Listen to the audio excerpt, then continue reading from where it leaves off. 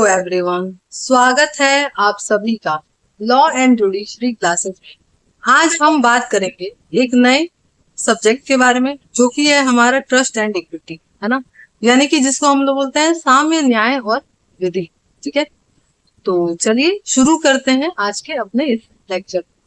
Video शुरू करने से पहले एक जरूरी चीज, अगर आपको मेरे साथ जुड़ करके पढ़ना है तो बिल्कुल पढ़ सकते हैं।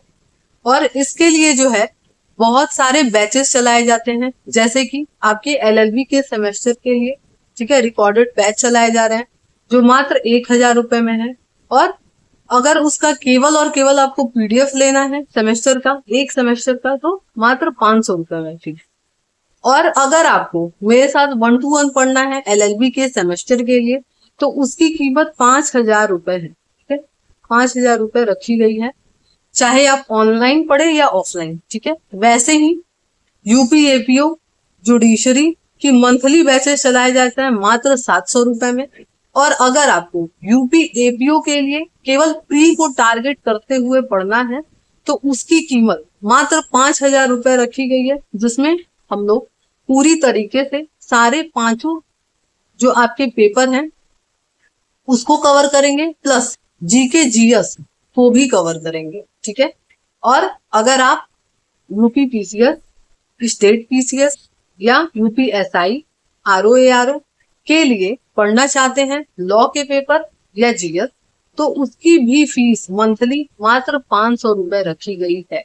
कॉन्टेक्ट नंबर यहाँ दिया गया है। ठीक है, तो आप क्लास से जुड़ सकते हैं और पढ़ सकते हैं। ठीक है, तो यही एक छोटी सी इंफॉर्मेशन देनी थी मुझे आप लोगों को। तो सबसे पहले देखा जाए तो हम लोग क्या पढ़ेंगे, साम्य का उद्भव एवं विकास।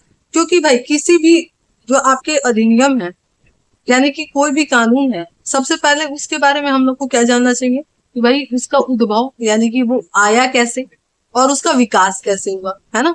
इसलिए हम लोग सबसे पहले क्या जानेंगे, इसका उद्भव और विकास। ठीक है, तो चलिए देखते हैं क्या है। लिखा है, विधि की उत्पत्ति एवं विकास जितना प्राचीन है ठीक वैसे ही स्थिति साम्य के उद्भव एवं विकास के लिए, है ना। आगे क्या कह रहा है, भारत में जो विधि व्यवस्था अपनाई गई है वह वास्तव में इंग्लैंड से आ जाती है। क्यों है, क्योंकि भाई इन्होंने क्या किया था, भारत को गुलाम बना के रखा था, है ना, इसी वजह से।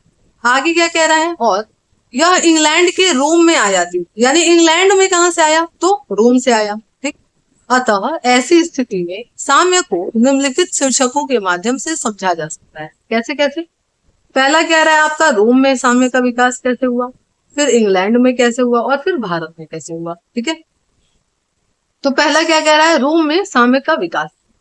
लिखा है, रोम में प्राचीन काल में राजतंत्र स्थापित था, अतः संपूर्ण न्याय व्यवस्था राजा के हाथ में केंद्रित थी।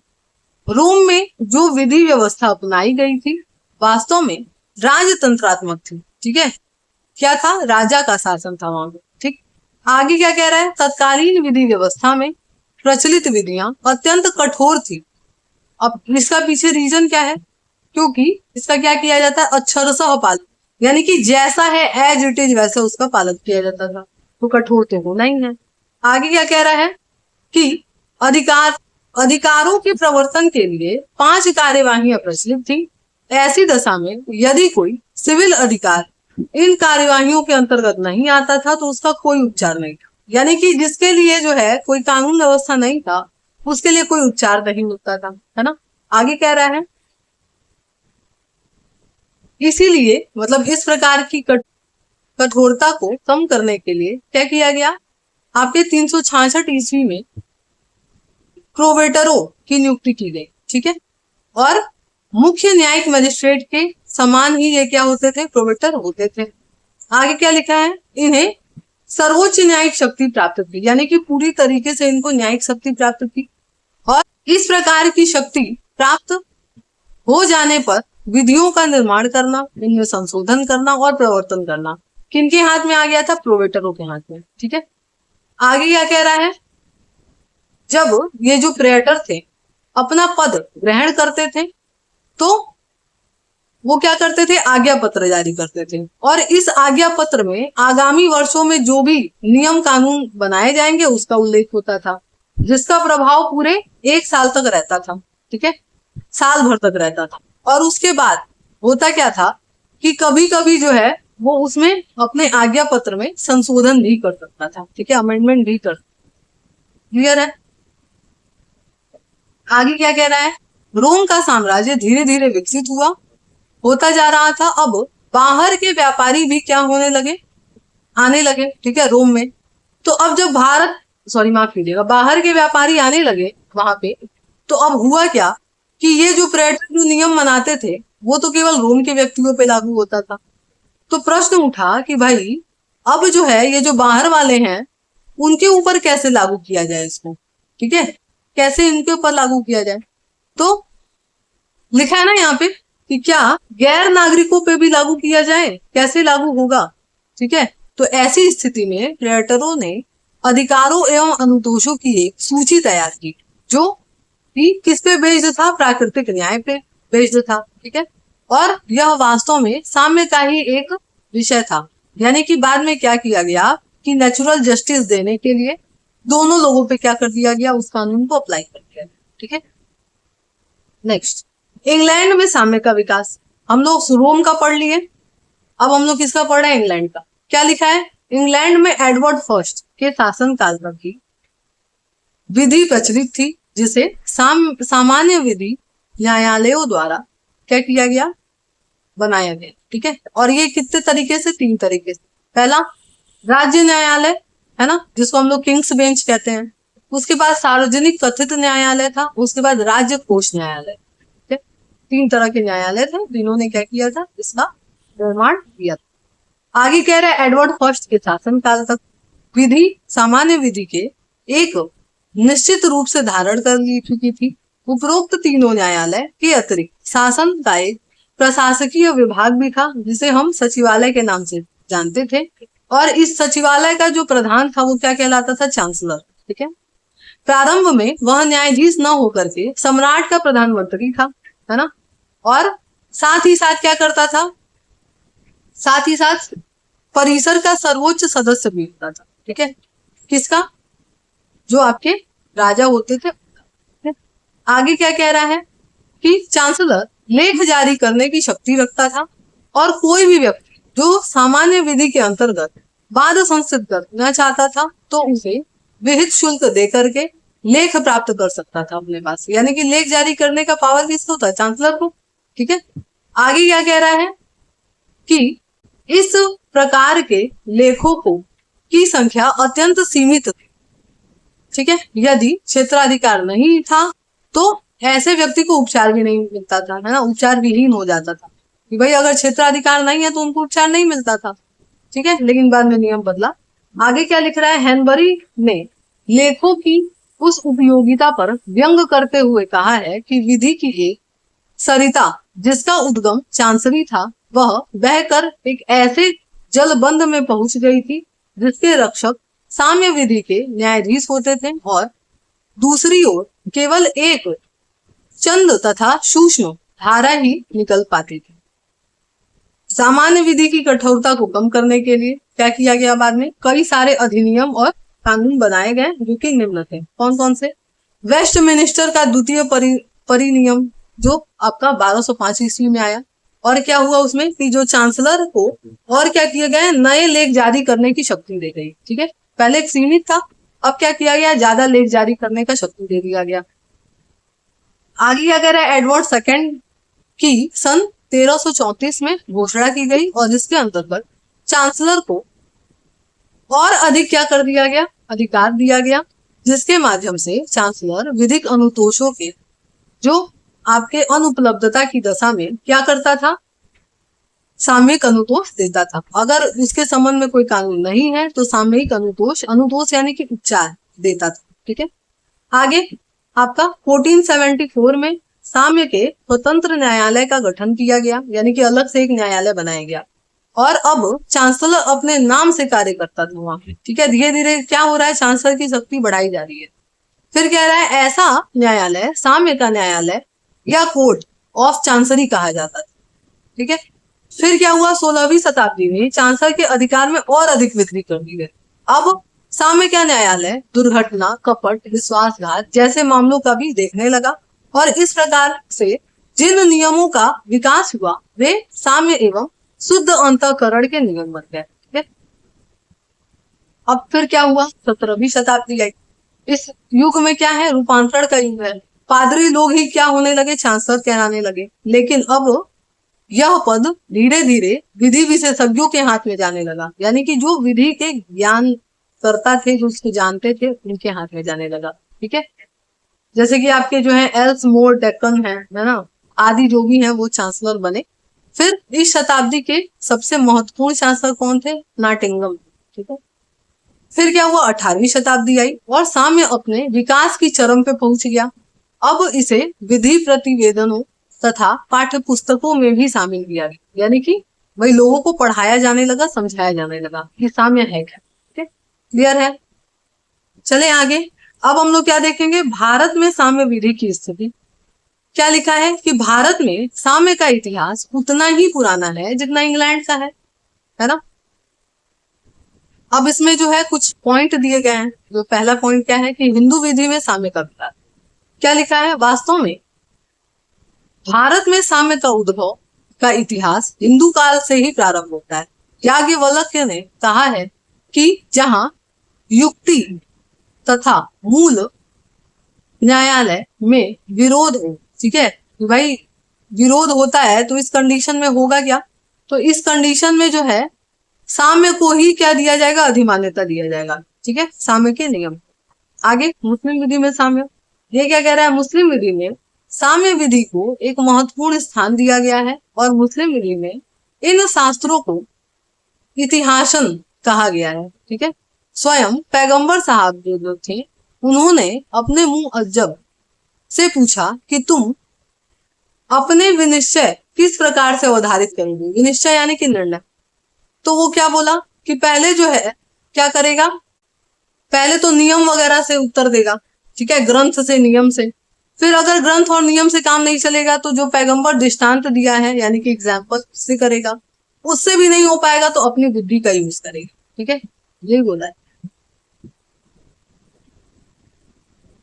आगे नेक्स्ट हेडिंग है आपका विभिन्न अधिनियमों में साम्य का समावेशन, यानी कि कौन कौन से जो अधिनियम है हमारे जो भारत में लागू हैं उनमें साम्य का कैसे कैसे झलक दिखता है।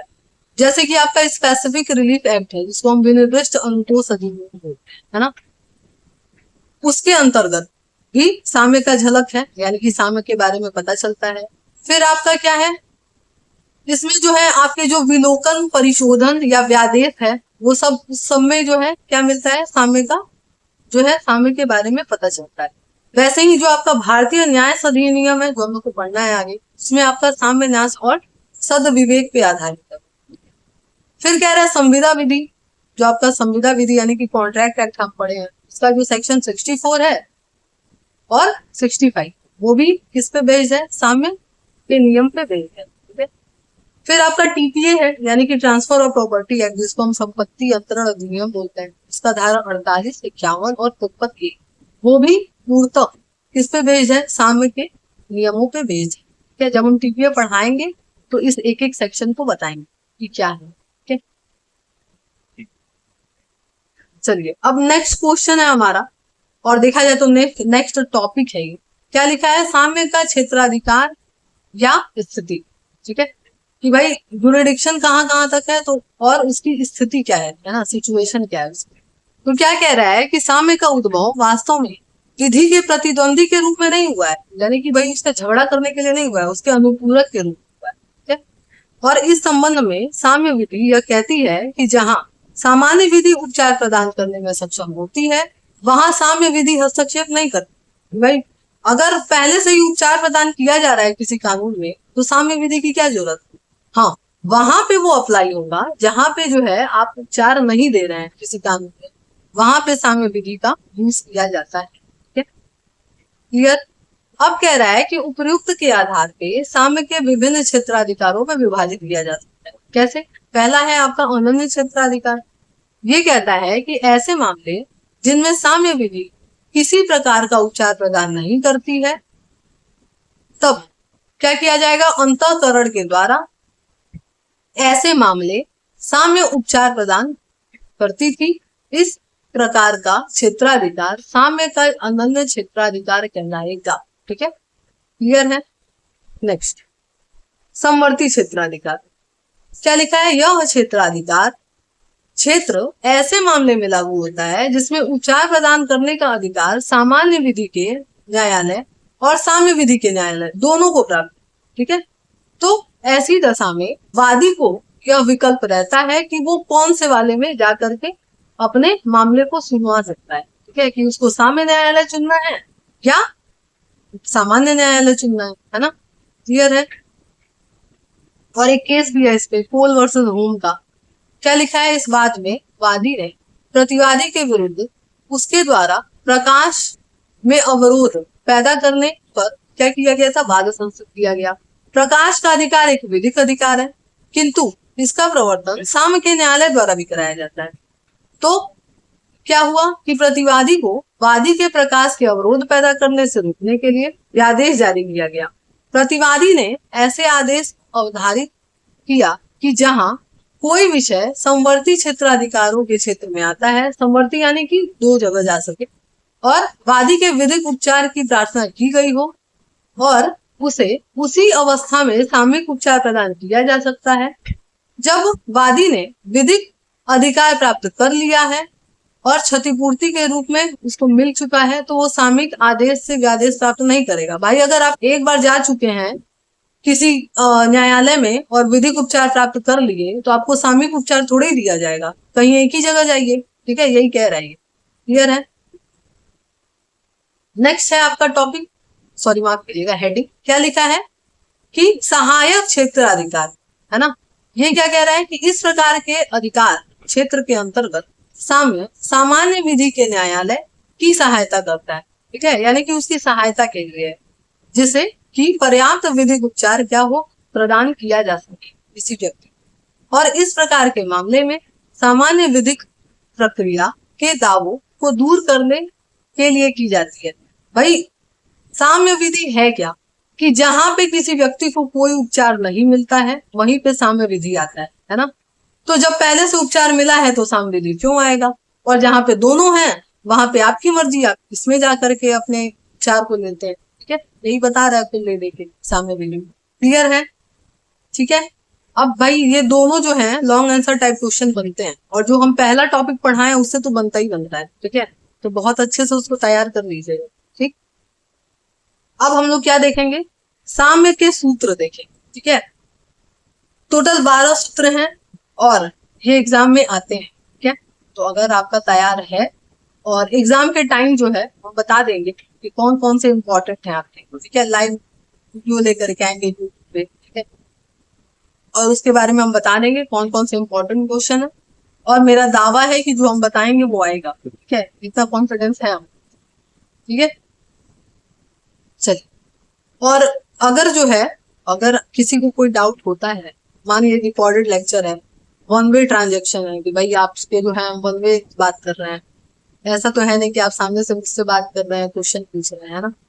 तो अगर कोई डाउट हो तो आप पूछ सकते हैं, या वीडियो को वापस से अगर आप देखेंगे तो शायद जो है डाउट क्लियर हो जाएंगे। ठीक है, फिर भी कोई डाउट हो तो आप मुझसे बात करके समझ सकते हैं, पूछ सकते हैं। ठीक है, या अगर आपको रिकॉर्डेड बैच जो है देखना है, या आप चाहते हैं कि मेरे साथ पढ़ना सामने से, तो आप 1 to 1 सामने से भी पढ़ सकते हैं मेरे।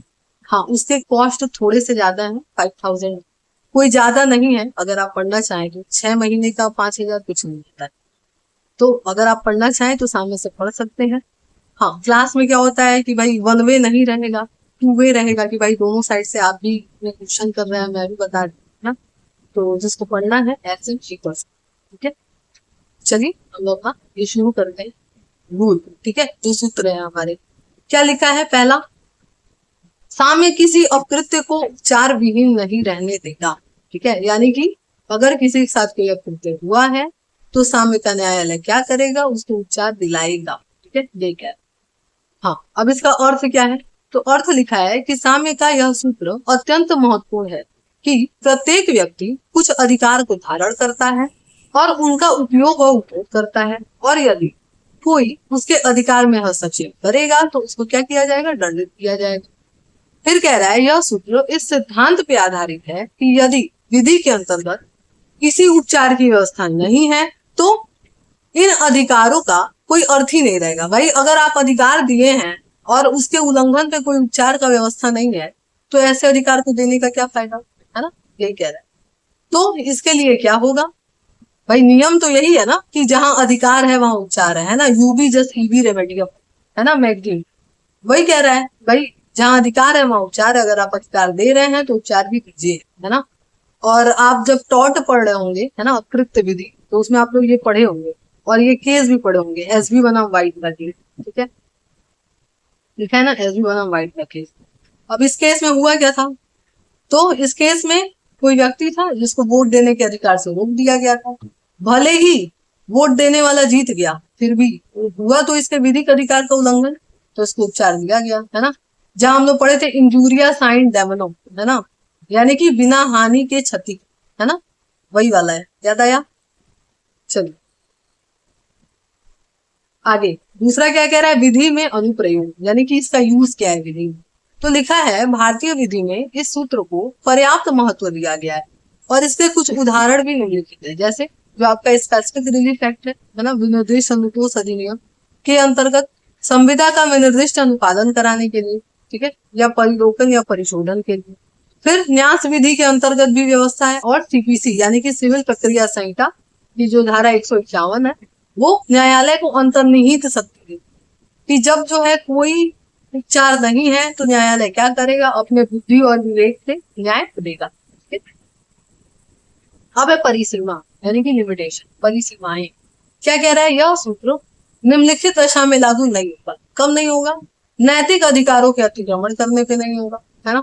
फिर कह रहा है वे मामले जहां अधिकार एवं उपचार दोनों ही विधि के अधीन दिया जाता है ना, तब तो जरूरत ही नहीं है। फिर क्या कह रहा है, यदि खुद से ही कोई पक्षकार है वो सामयिक उपचार का त्याग या खुद से ही, तो भी नहीं मिलेगा। क्लियर है, बढ़े आगे। चलिए अब हम लोग पढ़ेंगे नेक्स्ट आपका क्या कह रहा है, साम्य विधि का अनुसरण करता है। क्या यानी कि साम्य जो है वो विधि के पीछे रहता है ना। बताए हैं कि उसके विरोधी के रूप में नहीं है, उसके सहायक है ना।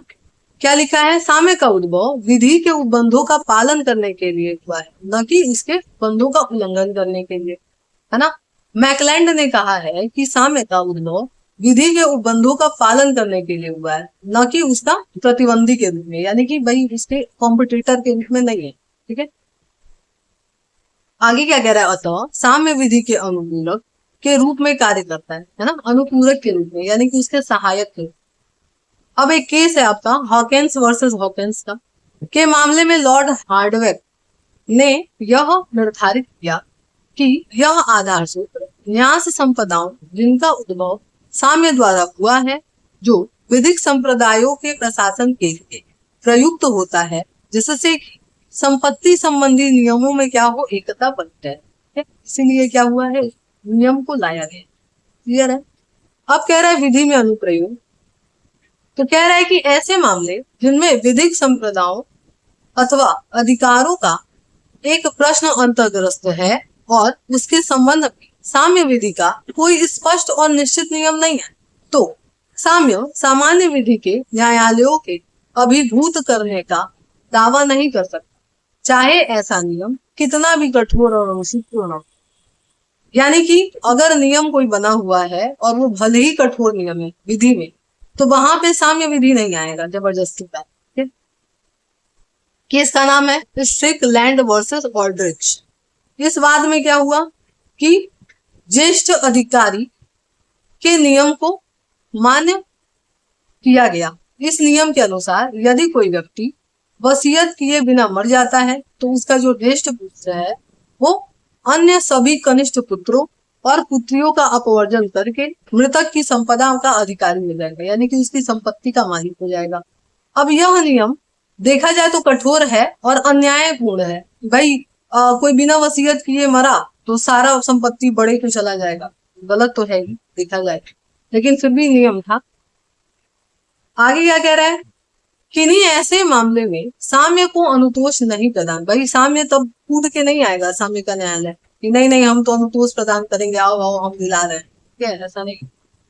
फिर क्या लिखा है, किंतु जहां ज्येष्ठ पुत्र पिता को यह आश्वासन देते कि आप जो है प्रॉपर्टी का बंटवारा मत करिए, है ना, हम खुद से ही सबको बांट देंगे, तो जब कह दिए खुद से ही सबको बांट देंगे और पिता को मरने दिए और वसीयत नहीं करने दिए, तब बांटना पड़ेगा, वहां पे साम्य न्यायालय एक्टिव हो जाएगा। क्या यही लिखा हुआ है यहाँ, क्लियर है? चलिए आगे, पॉज कर दीजिएगा और पॉज कर करके आप लोग लिख सकते हैं, ठीक है। अब कह रहा है परिसीमाएं, यह आधार सूत्र निम्न परिस्थितियों में लागू नहीं होता, यानी कब कब लागू नहीं होता। पहला क्या कर रहा है, जहां किसी विषय पर विधि के नियम प्रत्यक्ष या परोक्ष रूप से लागू नहीं होते हैं, वहां पे यह नियम भी लागू नहीं, ठीक है। फिर क्या कह रहा है, यानी कि डायरेक्टली या इनडायरेक्टली, ठीक है। फिर दूसरा आपका कि साम्य के अंतर्गत किसी अपकृत्य के लिए उपचार प्रदान किया जाना महत्वपूर्ण है, और ऐसी स्थिति में सभी माफ कीजिएगा, जब भी सामान्य विधि कोई उपचार प्रदान नहीं करती है या उसके द्वारा प्रदत्त उपचार अपर्याप्त है, तो यह आधार सूत्र लागू नहीं, ठीक है। कि भाई आप इस कारण से चले जाएं कोर्ट में कि जो आपका विधिक न्यायालय है यानी कि सामान्य न्यायालय है वो अपर्याप्त उपचार प्रदान कर दिया है, इसके चक्कर में आप नहीं चले जाएंगे, ठीक है। आगे भारत में इस आधार सूत्र का अनुप्रयोग क्या लिखा है, भारतीय रजिस्ट्री जो अधिनियम है के अंतर्गत यह उपबंध है कि जिन दस्तावेजों का रजिस्ट्रीकरण अनिवार्य है उसको क्या कर लिया जाए, उसके संबंध में कोई अनुतोष तभी प्रदान किया जाएगा जब उसका रजिस्ट्रेशन हुआ हो, ये अगर नहीं कराए हैं तो फिर कोई उपचार नहीं मिलेगा, ठीक है, क्लियर। नेक्स्ट आपका आता है मैगजीन, क्या लिखा है, साम्य चाहने वाले को साम्य का पालन करना चाहिए, ठीक है। देखिए इतना ओवरलोडेड होकर के मत पढ़िएगा, है ना, पहले आप एक अपना टॉपिक कवर करिए, उसका नोट्स बनाइए, फिर उसको पढ़िए, ठीक है, फिर अगला टॉपिक देखिए, नोट्स बनाइए, उसको पढ़िए, उसको तैयार करिए, फिर अगले टॉपिक पे जाइए। ये रिकॉर्डेड बैच है इसलिए हम जो है डायरेक्ट बनाते जा रहे हैं, ठीक है। आपको क्या करना है, लगातार नहीं देखना है, पॉज कर करके देखिए, नोट्स बनाते चलिए, ठीक है, क्लियर। आगे बढ़े, चलिए क्या कह रहा है कि साम्य चाहने वाले को साम्य का पालन करना चाहिए।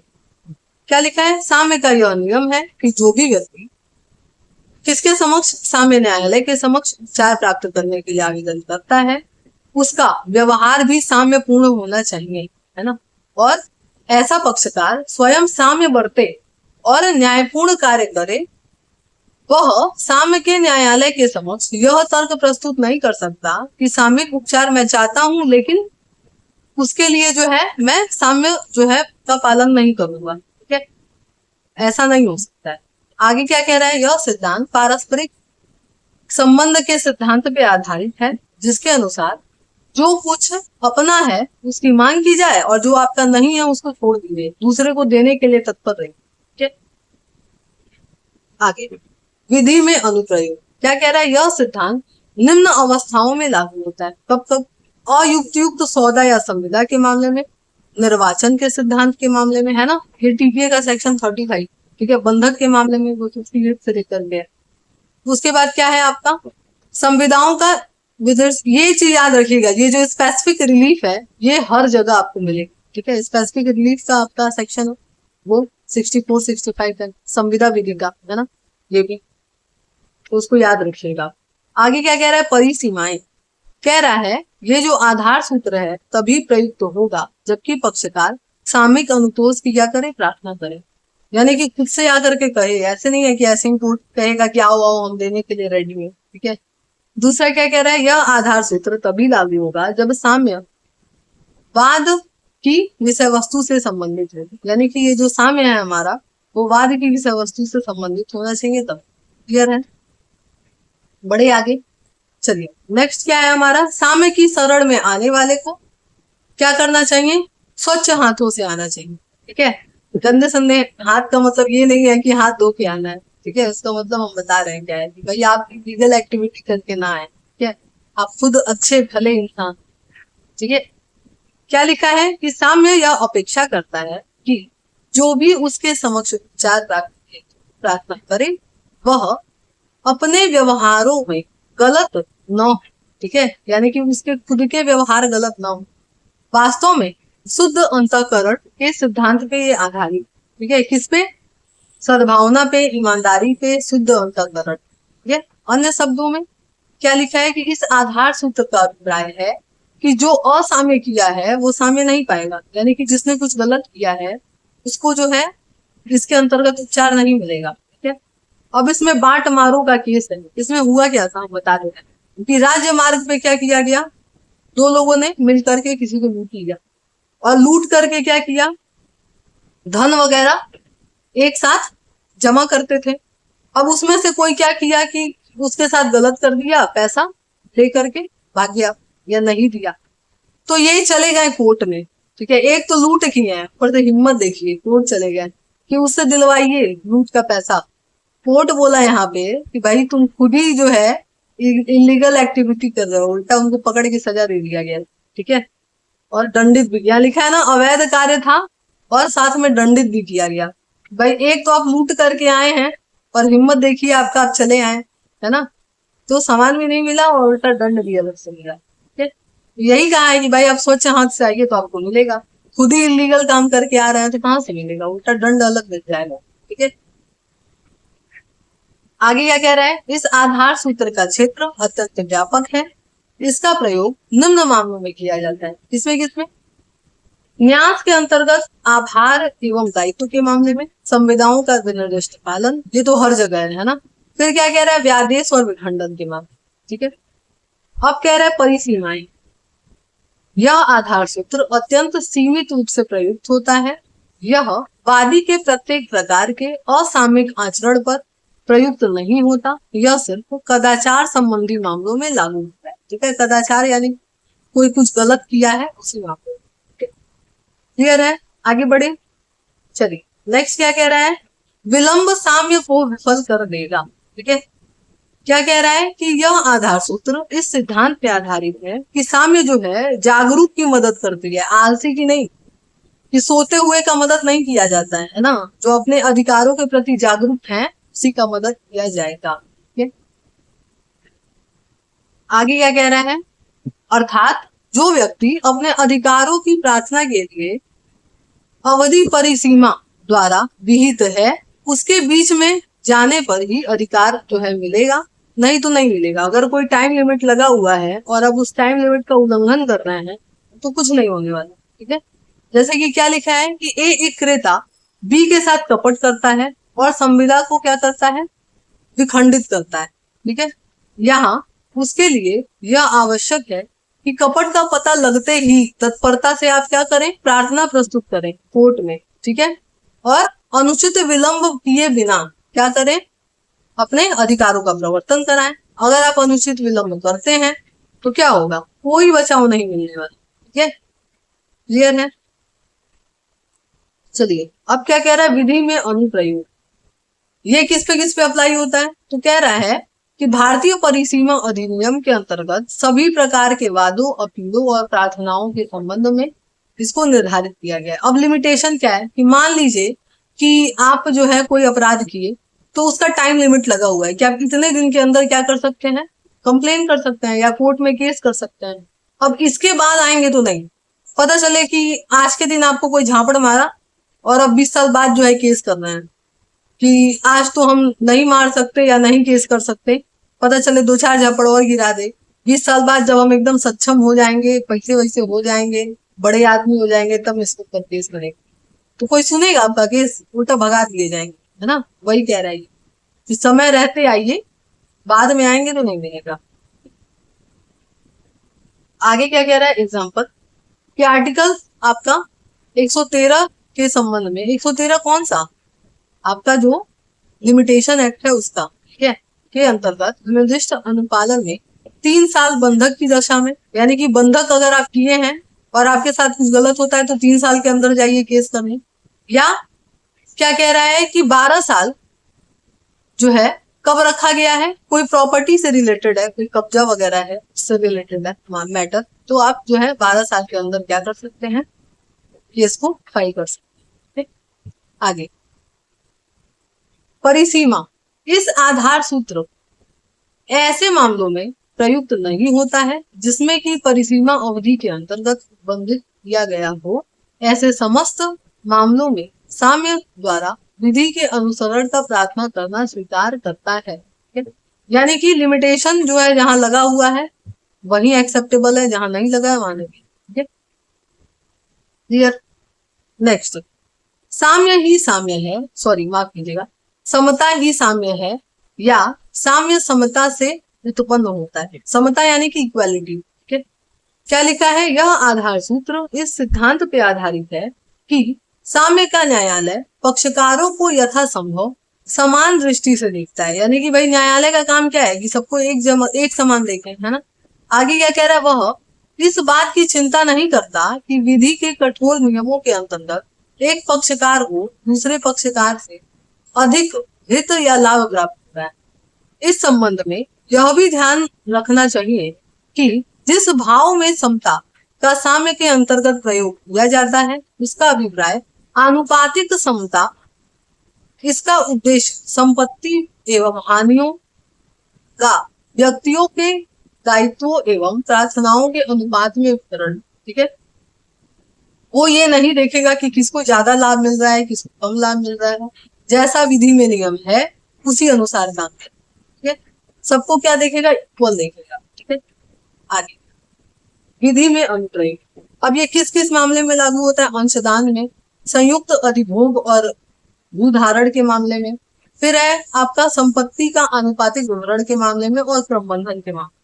अंशदान, जैसे मान लीजिए कई लोग हैं, कई लोग मिल करके किसी के साथ कुछ गलत हुआ, तो अंशदान का मतलब क्या, भाई सब जो है बराबर बराबर देंगे, है ना। वेगन माउंट का केस आप लोग पढ़े होंगे टॉर्ट में, अपकृत्य विधि में यही था, संयुक्त अपकृतकर्ता का सिद्धांत, है ना, वही है। ठीक है, उसी से रिलेटेड है कुछ। अब आगे क्या कह रहा है, विधि के अंतर्गत भारतीय संविदा अधिनियम की धारा जो आपका 43 है, 61 है, 70 है, 146 है, 147 है, में भी जो है इस रूल को अपनाया गया है। और टीबीए का जो सेक्शन है आपका 82 जो अंशदान का है उसमें भी जो है इसको अपनाएंगे। अब ये जो 82 है वो हम पढ़ाएंगे जब टीबीए पढ़ाएंगे तो, और बाकी आप कॉन्ट्रैक्ट एक्ट में तो ये सब पढ़ेंगे, है ना, अगर मेरे से पढ़े पढ़ेंगे। आगे क्या कह रहा है, परिसीमाएं, यह आधार सूत्र विस्तृत रूप से लागू होता है ना, यानी कि ब्रॉडर। और क्या कह रहा है, यह ऐसे मामले में लागू नहीं होता है जिसमें किसी व्यक्ति के अधिकारों का क्या किया गया है, हमें निश्चित नहीं किया गया, यानी कि किसी के अधिकार पहले से फिक्स नहीं है, उस मामले में ये लागू नहीं। नेक्स्ट क्या है, साम्य प्रारूप पर नहीं आशय पर विचार करता है। ठीक है, यानी कि फॉर्मेट पे नहीं, व्यक्ति के इंटेंशन पे। ठीक है, क्या लिखा है, यह आधार सूत्र साम्य का केंद्र बिंदु है। इस आधार सूत्र की अवधारणा इस पर आधारित है कि साम्य अंतःकरण के अनुसार जो किया जाना चाहिए उसी को किया गया मानता है ना। अर्थात साम्य प्रारूप पे विचार नहीं करता है बल्कि इंटेंशन पे विचार करता है। ठीक है, और साम्य के लिए शाब्दिक अर्थ की कोई विशेष महत्व नहीं है, वह पक्षकार के वास्तविक आशय को ध्यान देता है। अतः साम्य सदैव ही वास्तविक आशय की खोज निकालने का प्रयास करता है, चाहे ऐसा आशय कहाँ भी छुपा क्यों ना हो। ठीक है, कहीं भी छुपा हो, कोई भी काम आप किस इंटेंशन से कर रहे हैं उसको देखता है। ठीक है, आगे विधि में अनुप्रयोग क्या कह रहा है, शास्त्रीय एवं जप्ती के मामले में, बंधक मोचन में सामयिक अधिकार और प्रार्थनात्मक न्यास के मामले में ये क्या होता है, अप्लाई होता है। ठीक है, आपका क्या इंटेंशन है ना। आगे जो भारतीय संविदा अधिनियम है उसका 74 सेक्शन और टीपीए का 114, 114 ए और धारा 60 फिर साम्य के आधार सूत्र पे ही लागू। ठीक है, ये सारी चीजें जैसे 74 क्या है, परिनिर्धारित नुकसान है ना, बताए थे आप लोग, पढ़े भी होंगे, ध्यान आ रहा होगा अगर संविदा भी नहीं पढ़े हैं, है ना। आगे परिसीमाएं, क्या लिखा है, यह आधार सूत्र अत्यंत ही सीमित रूप में उपरोक्त मामलों में लागू होता है तथा यह विधि अधिकारों के संबंध में प्रयुक्त होता है, ठीक है, यानी कि व्यक्ति के अधिकारों में। क्लियर है? पढ़े आगे। चलिए, आपको लगातार नहीं पढ़ना है, कई बार बता चुके हैं, पॉज ले लेके पढ़िएगा, है ना। एक रूल पढ़िए एक दिन में, इसको लिखिए, तैयार करिए, फिर अगले रूल पे जाइए, ठीक है। नेक्स्ट, साम्य उसी को किया गया मानता है जो किया गया होना चाहिए, ठीक है, यानी कि जो किया गया चाहिए। क्या कह रहा है, इस आधार सूत्र इस आधार पर आधारित है कि शुद्ध अंतःकरण के अनुसार क्या किया गया अन्य समूह के साम्य के अंतर्गत किसी कार्य के वे परिणाम समझे जाते हैं जो दायित्व के वास्तविक रूप से पालन किए जाने लगे। स्टोरी और स्नेल साम्य के किसी संविदा की विषय वस्तु से उनके परिणाम एवं प्रसंगतियों के संबंध में उसी प्रकार व्यवहार करेगा। मान पक्षकारों द्वारा उसी कार्य को उसी प्रकार कर दिया जाए जैसा किया गया होना चाहिए, यानी कि क्या कह रहा है कि जैसा किया गया होना चाहिए वैसा ही करना है, ये कह रहा है। आगे विधि में अनुप्रयोग, क्या कह रहा है, परिवर्तन के मामले में आंशिक पालन यानी कि भागिक पालन, जो 52A है अपना, है ना, 52A। फिर क्या कह रहा है आपका निष्पादन के मामले में, फिर टीपीए का आपका जो सेक्शन है 63A, फिर आपका न्यास अधिनियम का धारा जो है आपका 91, ये सब जो है इसी आधार सूत्र पे बेस्ड है, ठीक है। फिर क्या कह रहा है कि इस आधार सूत्र के अधीन निम्न के अधीन है, किसके किसके, क्या लिखा है कि यह आधार सूत्र इस बात पे विचार नहीं करता है कि वह कार्य किया गया है। फिर कह रहा है यह आधार सूत्र का लाभ कौन प्रतिपक्षी के विरुद्ध तभी प्राप्त किया जाएगा जब उसे विशेष अनुपालन का अधिकार है, तभी जो है आप प्रतिपक्षी के विरुद्ध क्या कर सकते हैं, इस अधिकार का लाभ उठा सकते हैं। क्लियर है? बढ़े आगे। चलिए नेक्स्ट, साम्य दायित्व को पूरा करने का आशय अधिरोपित करता है। अब क्या लिखा है कि यह आधार सूत्र न्यास एवं औचित्य पे आधारित है। इसका अभिप्राय यह है कि जब किसी व्यक्ति पर कोई दायित्व अधिरोपित किया जाता है तो वो उस कर्तव्य का क्या करे, पालन करे, ठीक है। जैसे ही वह उस कार्य को पूरा कर लेता है तो मान लिया जाता है कि उसने क्या किया है, अपने दायित्व को पूरा कर दिया है। लेकिन कभी कभी ऐसा भी होता है कि व्यक्ति उससे कोई मिलता जुलता काम कर दे, एग्जैक्ट वो काम नहीं कर रहा है लेकिन मिलता जुलता काम कर रहा है, पर उसका इंटेंशन क्या था, अपने दायित्व को पूरा करना था, तो हम मान लेंगे कि उसने अपने काम को किया है। कैसे, एग्जाम्पल के तौर पर क्या लिखा है कि ए बी को एक भूमि क्रय करने एवं उसकी व्यवस्था करने के लिए न्यासधारी के रूप में नियुक्त करता है। बी भूमि क्रय कर लेता है किंतु उसकी व्यवस्था करने के पूर्व ही उसकी मृत्यु हो जाती है। ऐसी दशा में साम्य का न्यायालय यह मान लेगा कि बी ने क्या कर दिया है, अपने दायित्व को पूरा कर दिया है। कैसे, एग्जाम्पल बता रहे हैं। अब देखिए न्यासकर्ता न्यासधारी कौन होता है, ठीक है। न्यासकर्ता जो किसी प्रॉपर्टी को किसी को दे रहा है, क्या करने के लिए, जिम्मेदारी सौंप रहा है, तो जिसको जिम्मेदारी सौंप रहा है वो क्या है, न्यासधारी है, और ये जो सौंपना है वही क्या है, न्यास है, ठीक है, ट्रस्ट। ठीक, अब इस केस में क्या हुआ था, मतलब इस एग्जाम्पल में ए जो है क्या किया, बी को बोला कि तुम एक प्रॉपर्टी लो, है ना, और इसका जो है मैनेजमेंट देखो, ठीक है। पैसा इससे लिया, बी प्रॉपर्टी तो खरीद लिया लेकिन मैनेजमेंट करने से पहले ही मर गए, तो हम क्या मानेंगे कि इनका इंटेंशन था मैनेजमेंट करने का, अब बेचारे मर गए तो उसमें वो क्या कर सकते हैं, तो हम क्या मानेंगे कि उसने अपने दायित्वों को पूरा किया। आगे विधि में अनुप्रयोग, भागिक पालन के संबंध में, निस्तारण के संबंध में, विखंडन के अंतर्गत, अभिवृद्धि और अनुवृद्धि और दोषपूर्ण निस्तारण, इन सबके जो है अगेंस्ट इसको प्राप्त है। अब है परिसीमाएं, क्या लिखा है, यह आधार सूत्र उस दशा में लागू नहीं होता है जहां पक्षकारों में से किसी ने अपने कर्तव्य का पालन नहीं किया है। भाई कर्तव्य का पालन करेंगे तभी ये सूत्र अप्लाई होगा, ठीक है। आगे नेक्स्ट, साम्य की क्रिया व्यक्ति से संबंध रखती है। इसका मतलब क्या? तो कह रहा है यह आधार सूत्र सबसे व्यापक है और साम्य के सभी आधार सूत्रों में इस आधार सूत्र को समाहित किया गया है। इस आधार सूत्र का अर्थ है कि साम्य अपने आदेशों के प्रवर्तन अधिरोपित व्यक्ति के अंतःकरण प्रभाव उत्पन्न करता है। यह आधार सूत्र कितना की कठोर प्रक्रिया का परिणाम है। ठीक है, क्या कह रहा है कि भाई ये सबसे मिलता जुलता है, जितने तरह के जो आपके साम्य के रूल्स हैं उन सबसे मिलता जुलता है। ठीक है, क्या कह रहा है? एग्जाम्पल आपका, ए किसी भूमि का स्वामी है, ए ने बी को भूमि का अंतरण करने का आदेश दिया। ऐसी दशा में बी यदि संपत्ति का अंतरण करने से इनकार कर देता है तो साम्यता न्यायालय अर्थदंड या कारावास का आदेश दे सकता है। भाई उनका क्या किए, बात नहीं मानी। ठीक है, क्लियर है? Pen versus वॉल्टमोर।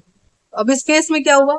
तो इस वाद में वादी एवं प्रतिवादी के मध्य जो इंग्लैंड का निवासी था, अमेरिका में स्थित पेनिलेनिया और मैरीलैंड नाम के दो प्रांत समस्याओं का निर्धारण करने के लिए एक संविदा हुई। इसमें पेरिलेनिया प्रांत वादी का था तथा मैरीलैंड किसका था? प्रतिवादी का था। वादी ने प्रतिवादी के विरुद्ध क्या किया? इंग्लैंड के चांसरी कोर्ट में संविदा के स्पेसिफिक रिलीफ यानी कि विनिर्दिष्ट पालन के लिए क्या कर दिया? केस फाइल कर दिया। आगे विभिन्न आपत्तियों में से अब हुआ क्या कि प्रतिवादी ने आपत्ति प्रस्तुत किया और कई सारी आपत्तियों में से एक आपत्ति ये भी था कि न्यायालय को वाद सुनने का अधिकार नहीं है ना, मतलब उसको जुरिडिक्शन नहीं है। तो यहाँ पे जो कोर्ट था वो क्या बोला? लॉर्ड जो आपके हार्डविक थे उन्होंने बोला कि आपत्ति को अस्वीकार कर दिया, उसके आपत्ति को नहीं माना और बोला कि प्रतिवादी जो है अंतःकरण के इस संविदा का पालन करने के लिए आबद्ध है, चूंकि वह न्यायालय जिसका क्रिया व्यक्ति से संबंध रखता था अधिकार क्षेत्र के अंतर्गत, अतः न्यायालय ज्ञापन जारी करने का अधिकारी है। क्यों? क्योंकि वो भाई इंग्लैंड का था ही, तो जब वो व्यक्ति इंग्लैंड का है तो केस कर सकता है, कोई प्रॉब्लम नहीं है। ठीक है, क्लियर है? अब है विधि में अनुप्रयोग। क्या लिखा है? जहां कोर्ट का अधिकार क्षेत्र के अंतर्गत निवास करने वाले किसी व्यक्ति ने विदेश में कपटपूर्ण भूमि अर्जित किया है वहां पे। फिर क्या है? जहां न्यायालय को अधिकार क्षेत्र के अंतर्गत आने वाले व्यक्ति विदेश में स्थित भूमि के संपर्क में न्यास के निष्पादन के लिए वाद संसद करते हैं तब। फिर कह रहा है भूमि के विक्रय बंधक मोचन संविदा के निर्दिष्ट अनुपालन के संबंध में अगर किए गए।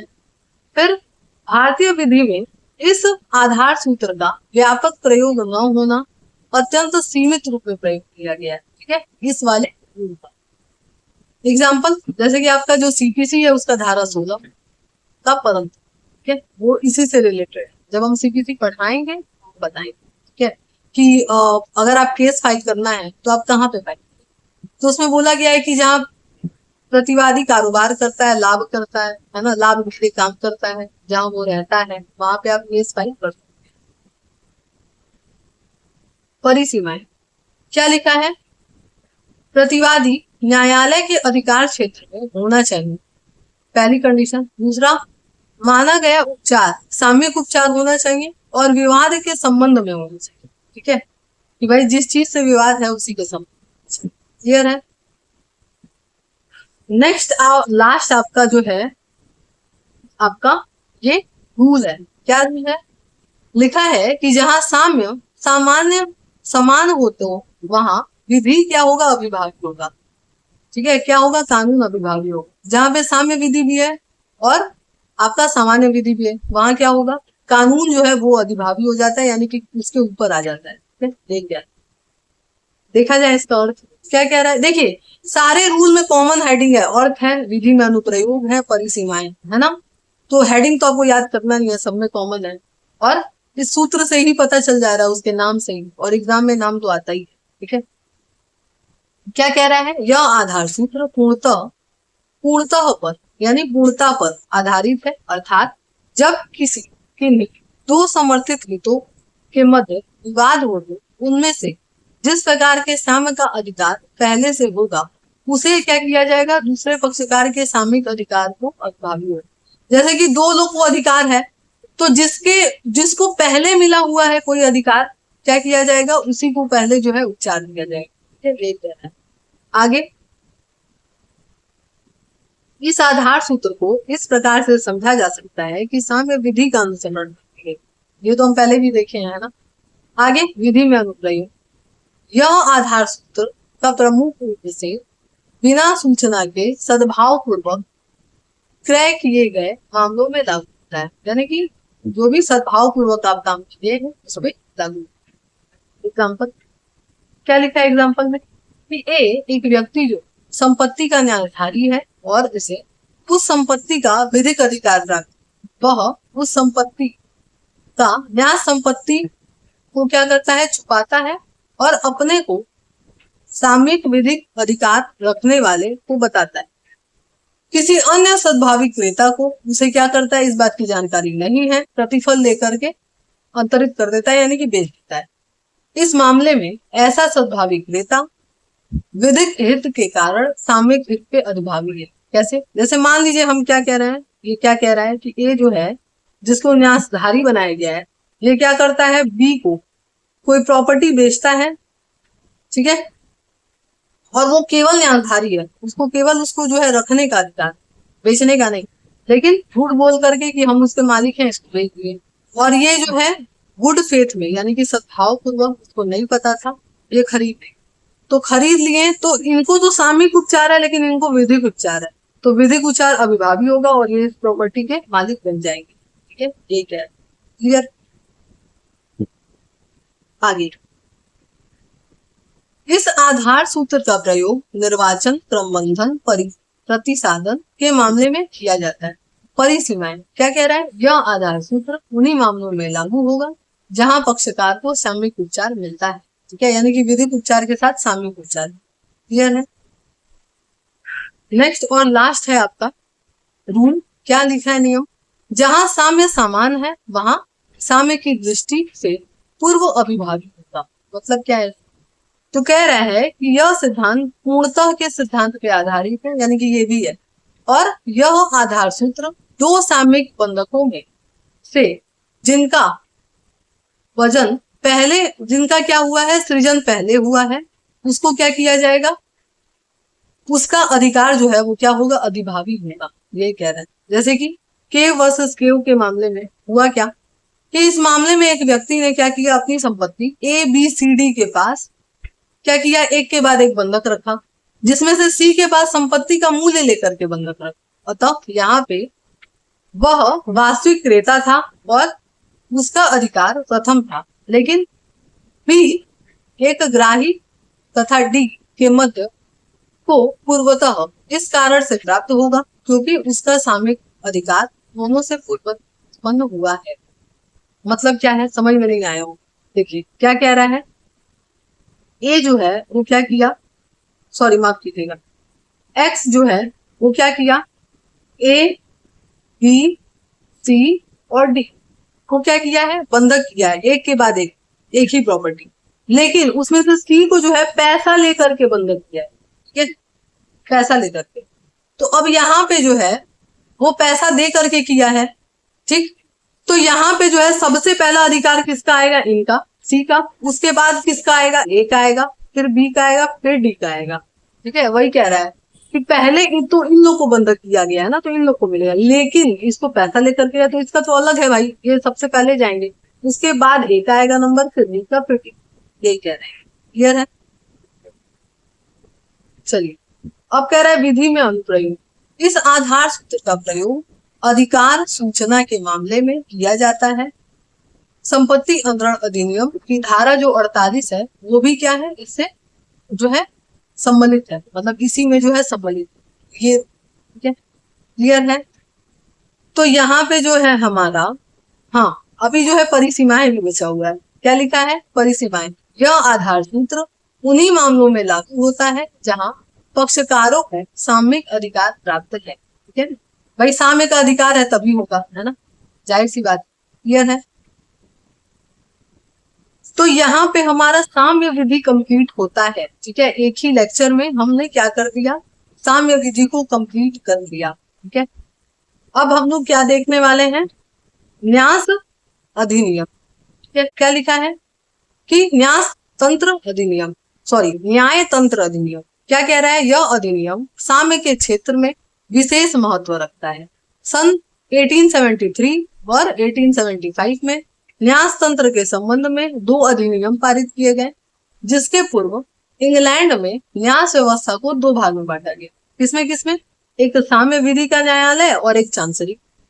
फिर क्या कह रहा है, इस अधिनियम में इन अधिनियमों के माध्यम से 2 विरोधी पद्धतियों का उन्मूलन कर दिया गया और इसके पश्चात क्या किया गया कि उन सभी मामलों में जिसमें अधिकार क्षेत्राधिकार है किसी कोर्ट को, वो क्या किए गए, पृथक पृथक प्राप्त थे पहले, अब उन सबको एक में मर्ज कर दिया गया। ठीक है, सारे अधिकारों ये अलग अलग कोर्ट में नहीं जाएंगे, आप एक ही जगह हैं। ठीक है, अब पहले का कोर्ट का स्ट्रक्चर क्या है कि सबसे पहले सर्वोच्च न्यायालय होता था, फिर हाई कोर्ट, फिर अपील का कोर्ट और फिर चांसरी का कोर्ट, फिर उसके बाद किंग्स बेंच और क्वीन बेंच। ठीक है, और उसके बाद आपका राज्य न्यायालय होता था। ठीक है, ये आपका हायरार्की था पहले का। आपका हायरार्की क्या है कि सुप्रीम कोर्ट है, हाई कोर्ट है ना, फिर सेशन जज का कोर्ट है, फिर आपके जो है सीजेएम आते हैं, फिर जेएम फर्स्ट आते हैं, फिर जेएम सेकंड आते हैं। इसी में आप एडिशनल सेशन जज कर सकते हैं, फिर एडीसीजीएम कर सकते हैं ना, तो ये सब अलग अलग। अब कह रहा है न्यास तंत्र अधिनियम का उद्देश्य, कह रहा है इस अधिनियम का उद्देश्य मूल रूप से वाद की बहुलता को रोकना है। ठीक है, यानी कि ज्यादा से ज्यादा जो है केस ना फाइल हो, एक ही संबंध में 2 जगह केस ना फाइल हो। फिर कह रहा है न्यास तंत्र अधिनियम द्वारा किए गए मुख्य परिवर्तन, क्या क्या जो है चेंजेस किए गए थे उसके बारे में। पहला क्या कह रहा है, न्यास तंत्र अधिनियम के माध्यम से संपूर्ण अधिकार एक ही न्यायालय को दे दिया गया, हम बताए ना। और क्या कह रहा है, अधिनियम के पूर्व जहां वादी एक ही वाद के लिए भिन्न भिन्न अनुतोष प्राप्त करने का अधिकारी होता था, उसे 2 भिन्न भिन्न न्यायालय में जाना होता था, किंतु इस अधिनियम के बाद क्या किया गया, उन सबको समाप्त करके एक ही कोर्ट में जाने के लिए कह दिया गया। ठीक है, आगे नेक्स्ट, इस अधिनियम के द्वारा न्यायिक प्रक्रिया को विनियमित किया गया, यानी कि रेगुलेट किया गया। ठीक है, और इसीलिए क्या किया गया, सीपीसी बनाया गया, यानी कि सिविल प्रक्रिया संहिता बनाया गया कि वो सिविल मैटर को कैसे देखा जाएगा उसमें से।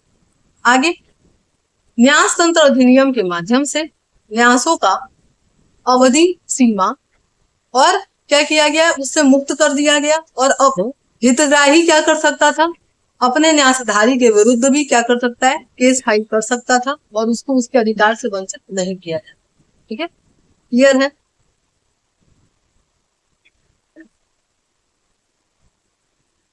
चलिए, तो यहाँ पे आज के क्लास को हम लोग खत्म करते हैं। नेक्स्ट लेक्चर में हम लोग देखेंगे न्यास अधिनियम को अच्छी तरीके से और जानेंगे समझेंगे कि क्या कहता है हमारा न्यास अधिनियम। ठीक है, तो चलिए मिलेंगे नेक्स्ट क्लास में।